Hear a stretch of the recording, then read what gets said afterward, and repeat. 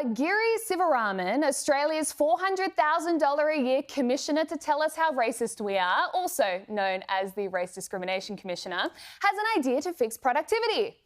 More DEI and anti-racism training. I wish I was joking.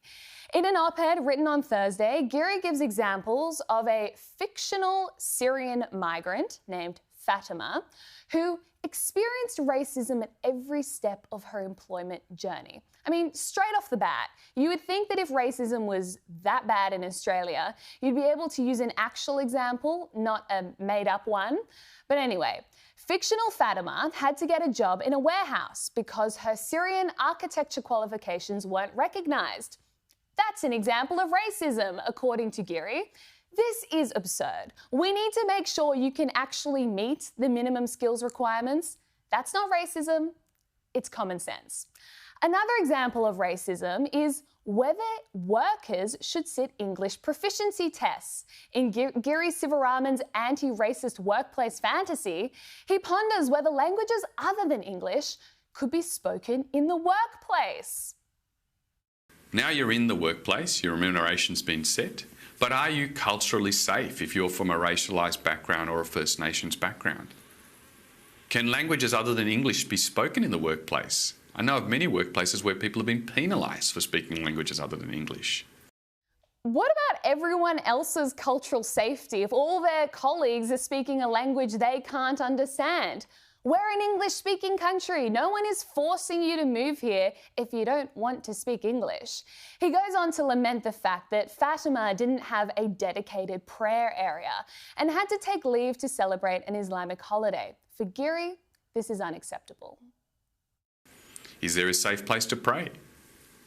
Can a racialised employee or a First Nation employee have leave or other considerations for cultural needs?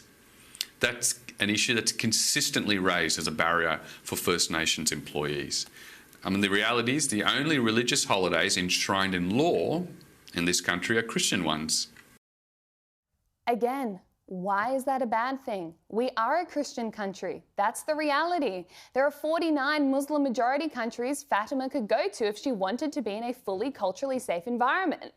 The opinion piece wraps up by saying, despite not being subjected to racial, cultural or religious slurs, Fatima experienced racism at every step of her employment journey. Sivaraman says, while DEI policies might get diverse staff in the door, they're not enough. We need mandatory cultural safety and anti-racism training, a positive duty to prevent racism, and a whole-of-society approach.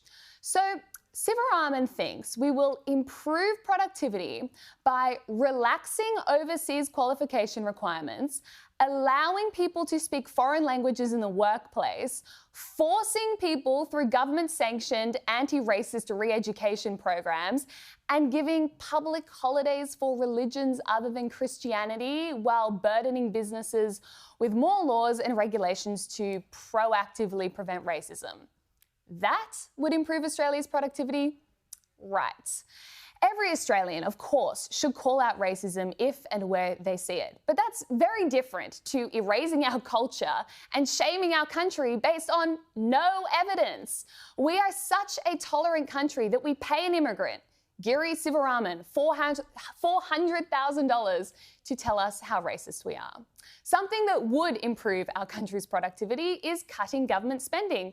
Giri's salary could be the first to go.